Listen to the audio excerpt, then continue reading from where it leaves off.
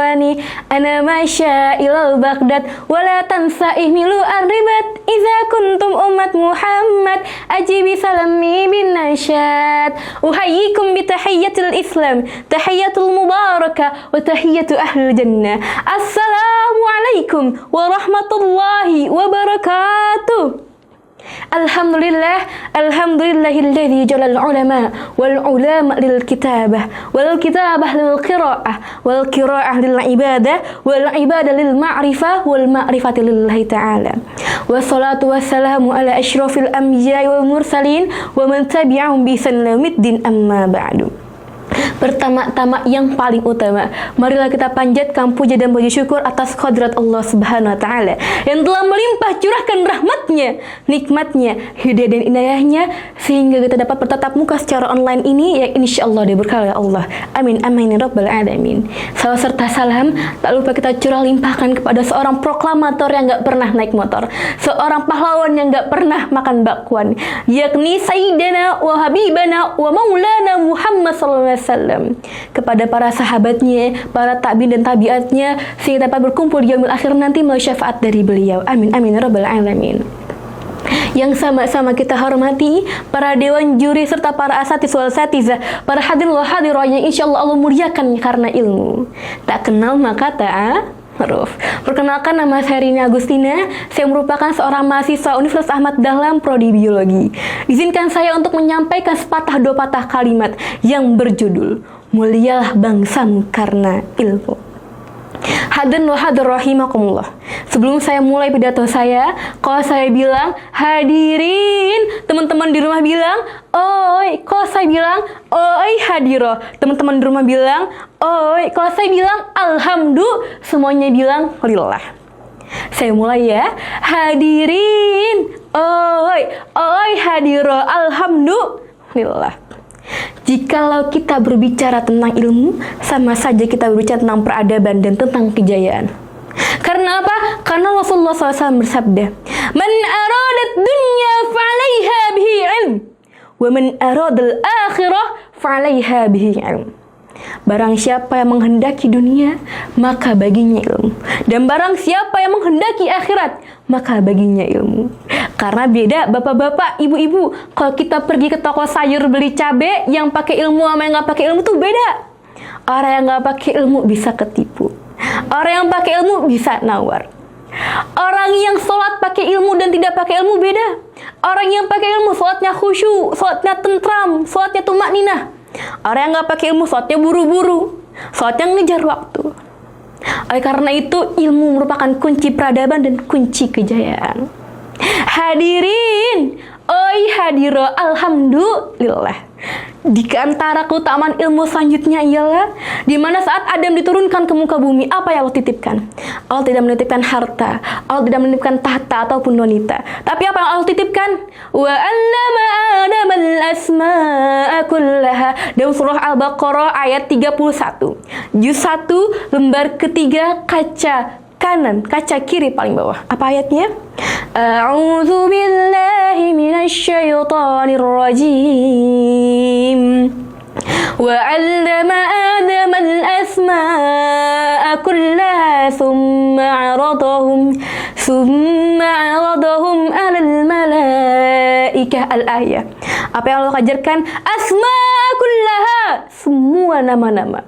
Baik nama hewan, nama tumbuhan, semua ilmu Allah ajarkan kepada Nabi Adam. Oleh karenanya, apa selanjutnya? Allah perintahkan kepada malaikat, wa idz qulna lil malaikati isjudu li Adam fasajadu illa iblis, kata Allah. Wahai malaikat, wahai iblis, tunduklah kepada Adam.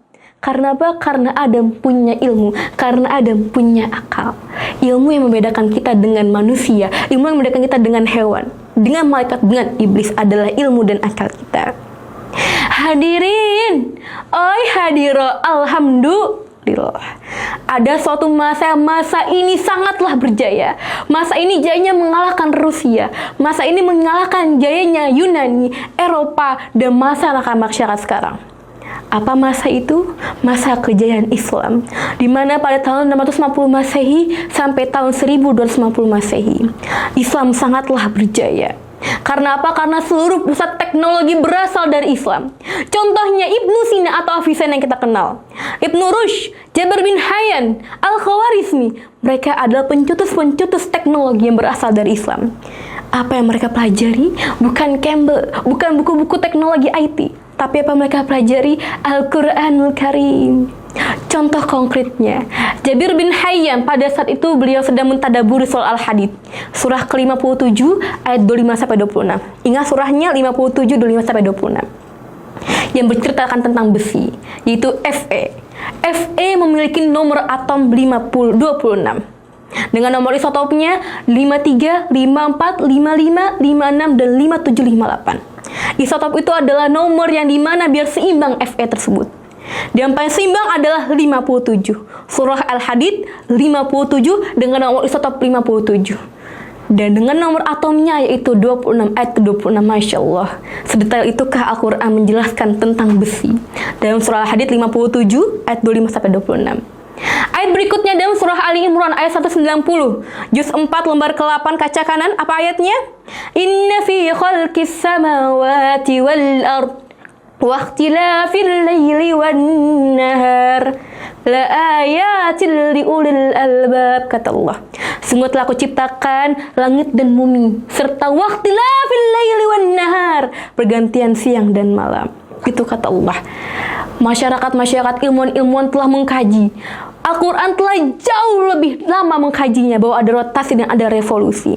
Oleh karena itu, kita sebagai mahasiswa, kita sebagai rakyat Islam, kita sebagai muslim, sudah sepatutnya kita mentadaburi Al-Quran, sudah sepatutnya kita menjadi ilmuwan dengan Al-Quran, sudah sepatutnya kita menjadi ulul albab dengan Al-Quran. Karena apa kata Allah?